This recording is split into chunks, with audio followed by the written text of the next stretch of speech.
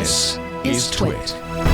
So you may have heard that Amazon announced a whole slew of new products. I mean, you may have just heard that, as that's what Jason said as we went into the ad break. But in case you didn't hear that, you're just now tuning in, you're just now listening. Amazon had its sort of Echo Ring event. It's kind of it's one of these events now with the multiple product lines that they have, where they're announcing several new bits of technology, and a lot of it this year featured products with cameras. Joining us today to talk about Amazon's expansion of surveillance in the home is the Washington Post's Heather Kelly. Welcome back to the show, Heather. Hello. Thank you for having me. Yes, we are happy to have you here. So before we kind of dig into the privacy implications and surveillance concerns, it would be great if we could give our listeners kind of a rundown of some of the products that we'll be talking about today, the new Ring stuff and the new Astro dealie. Sure. All right. Let me see if I can remember these all. Amazon, unlike Apple, I feel like it just tries to cram in even more products into these events. And what's interesting about that is it's just throwing everything out there to see what sticks. Mm-hmm. It's expecting some of these to fail. So keep that in mind. Some of them are beta. All right. There was a giant Echo Show. It's a smart screen with a always on speaker, and it goes on your wall. And the pitch was, organizing your family is hard. This will fix all your problems. So it looks like a giant, like an iPhone, kind of the little widget screen. Mm-hmm. You can put stickies on it. All this stuff. It's cool. Opt-in feature they would like me to point out is that it has a camera, and if it recognizes you walking by, it will switch what's showing on the screen to be customized for you. And the microphone is always listening, and it can hear household sounds like a dog barking or a refrigerator door left open and beeping, and send you a text notification. Didn't realize it had a microphone. Everything has a microphone, except for the flying drone, which is our next one. They announced this last year. It's an indoor security camera because apparently they seem really concerned that there's angles inside of our house that are not on camera. And so they're solving for that problem. And so this little thing, it comes up and it flies around your house, and it only does video and not audio, and it's for security. And what else has cameras? There's the robot, obviously, which is a favorite. It's adorable. It's basically an Echo Show with a little periscope camera that goes up, and it's mounted on a Roomba. And it goes around your house to watch things. You can tell it not to go into rooms, but I'm like, if it has a periscope camera, can it just be like... You can still look into the room. So there's that one. And what else am I missing? There was... a kid's gadget that basically looks like a really chunky Saved by the Bell cell phone. And yes. You just put it down, and it has a projector. And the pitch for this was interesting. They're like, oh, instead of having like the bad kind of screen time, this smartphone-like device does less, has a stand so they're not wandering around with it, and lets them FaceTime and interact with people, which is another interesting problem. I think those were my favorites. I'm trying to think if there's anything else. For sure. Those are the big guys, yeah. Yeah, because the other stuff was some Blink updates, including, it's interesting how Amazon has two companies kind of competing. You've got Ring on one side with the Ring video doorbell. Now Blink has a video doorbell and a bunch of new products, including one that has floodlights. And so Amazon is, I don't know, trying to balance the two as options for people.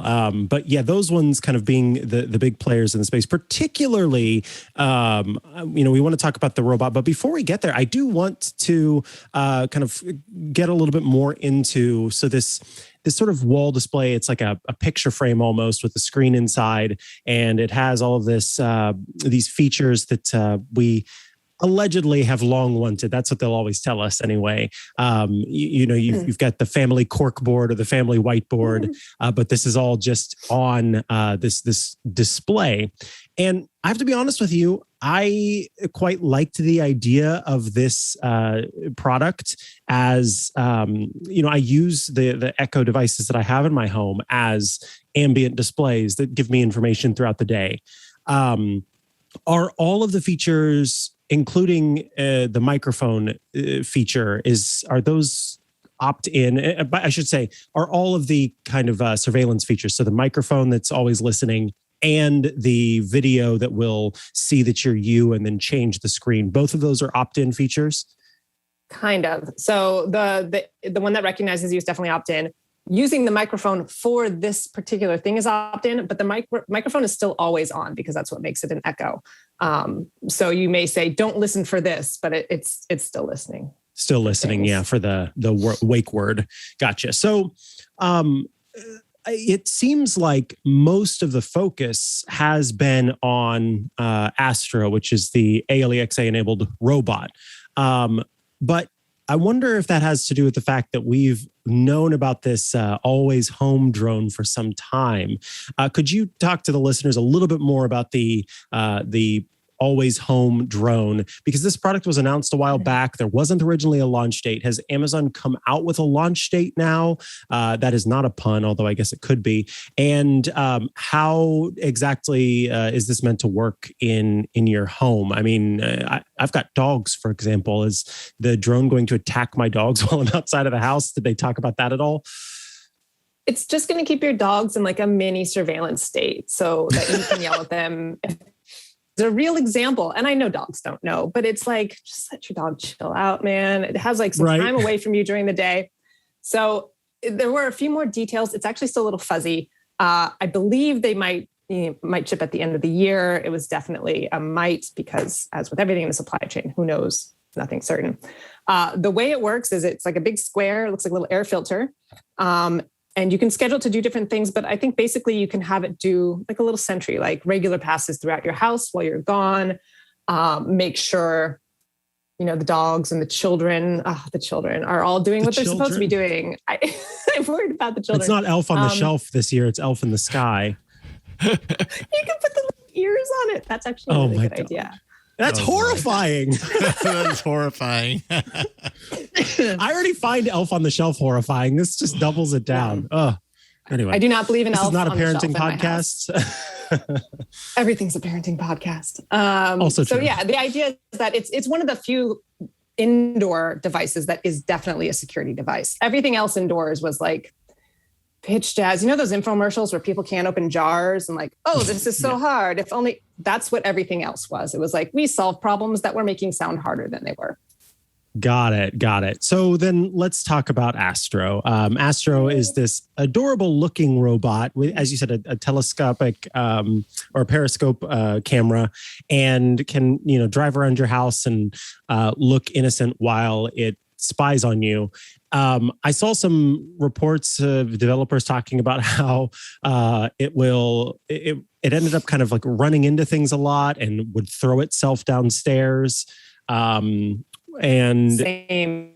Right, exactly. It's wild how so much alike robots and humans are. But was Astro, because you said that the drone was kind of the big one in terms of security, is Astro supposed to be my little buddy as well, or is it mainly for going throughout the space and making sure that everything's a-okay? I mean, like, am I gonna walk in and my kid is talking to it and they're plotting against me? What is the functionality of Astro? Astro is very much not framed as a security device by Amazon. It is a home helper, an assistant. It's just there to pay attention to your kids when you're busy, go through the rooms. It's pitched as fun. And it's fun and non-threatening because they gave it like the biggest robot tell, giant round eyes. Like that is just the go-to for robots. And it's absolutely effective to like make them non-threatening to people. Even those supermarket robots with big googly eyes, It's a pretty neat trick. And so, I believe it cannot yet bring you a drink, but a part of the schematics could maybe give it a cup holder.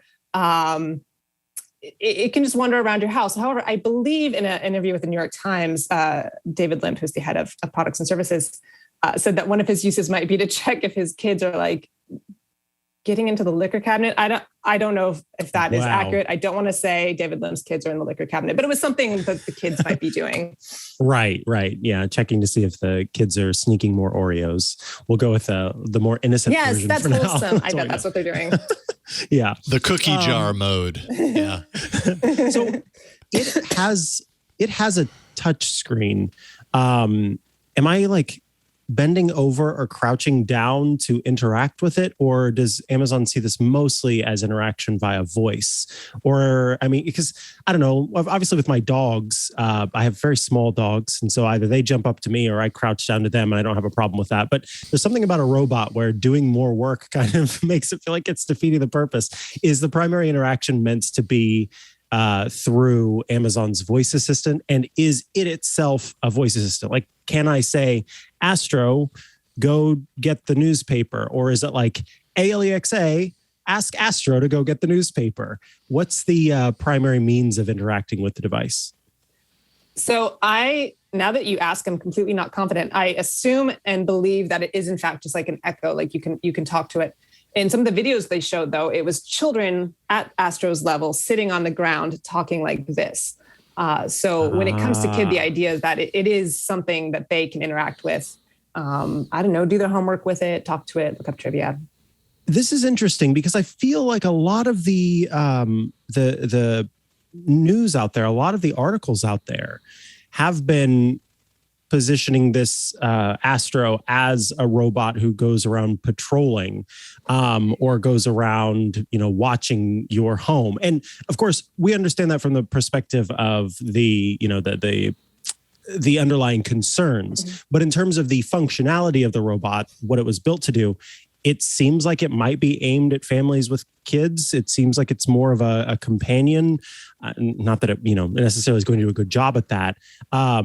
Less of a utility and more of a toy is what it's sounding like. Okay, let's keep in mind, this is going to be like $1,000 robot. And that's just the early one. I think it goes up to $1,200 or $1,500 once it's released for real.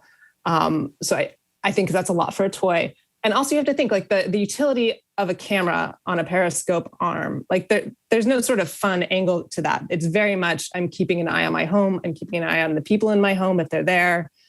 I don't see a fun use for like boop, boop, boop. Maybe other people can come up with them.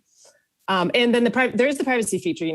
Don't go into certain rooms, which very much acknowledges that like you've got a thing rolling around that can put you on camera, and it's something you should definitely keep in mind if you want to invite one into your house.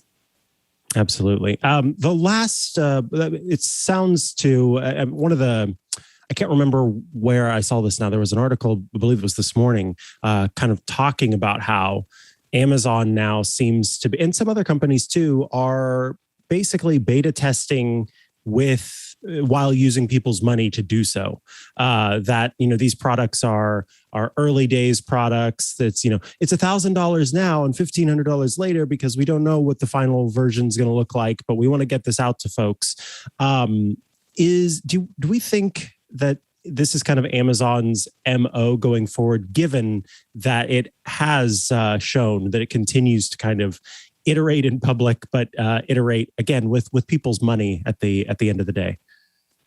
Yeah, I mean, they've always honestly been really open about this. They had a name for it that I'm forgetting of, like, it's our beta program. I feel like there's a lot of early adopters. I'm guessing a lot of them watch your show that would be excited to test out something, even if it ends up not being a successful product. Maybe not for $1,000. This one's on the higher end. And then they even launched something on their website this year that was like, here, we're gonna throw out some of our crazy ideas. If enough people pre-order it, we'll make it. And like, I absolutely 100% pre-ordered the printer for sticky notes. Me too. Yes, they're day one editions products. Yeah. And yes, sticky notes printer. I can't wait. I was so excited to see that it got funded. Finally got a shipping notification for it. So yeah, there are some shipping notification. You better check your spam. Okay. Yeah, because I was pumped about that one. I was kind of surprised that I thought for sure that the smart nutrition scale would get funded, and I wasn't surprised that the cuckoo clock did not get funded. But the printer was the only one of those three that did. That felt a little bit more for me. It felt more clear that that's what they were doing. With this, it does seem, because they're kind of lumping everything together and saying, look what new products we have for Ring and what new products we have for Echo. And so to sort of iterate in public with those kind of felt disingenuous. But I guess if they go with that day one branding for these products, then it will feel a little less like it's just like, hey, try this out. And thank you for giving us your money to help us make this product a reality. Really quickly, because we do need to let you go, but the last one that we mentioned was that Amazon Glow, this projection screen technology, very kids focused. Did Amazon spend any time during its event talking about the privacy implications of this technology, what they're doing to protect your children's privacy in particular, and then have they continued to try to shape the narrative regarding ALEXA and privacy and Amazon in general and privacy? So, I mean, I think that's a problem with some of these events. Like maybe some people got pre-briefed. There was no pre-briefing. You're being told things and reporting on them immediately. And there's not a lot of time to go in depth with all the privacy features. They're kind of always mentioned at the end of a section of like, and it's end-to-end encrypted. So I'm very confident that Amazon is very actively adding the privacy features. But when you release 10 products in a day in like an hour and a half, like how in-depth are you getting with these privacy features? How well are you explaining in that? And I think that's honestly like a kind of a problem that the company has had is they're very worried that people don't think of these things as like privacy focused. And it's like, if we just slow down, if we talk about it more, but some of it is just the very approach of like, we start with cameras and microphones in the home, and then we add privacy settings and protections. And it was like, maybe we should take a step back and ask the question, should we be putting cameras and microphones in so many parts of our lives? For the kids device, my biggest complaint wasn't the privacy. I'm sure it's very locked down. They have a history of making kind of kids devices that are not great, but private. The Amazon Fire Kids is terrible. But it reminds me of the portal, and like, we have tablets and phones that do this. You just put them on a stand. I really don't see the need to remake an entire product. You can even get a little projector for your iPad for your kids.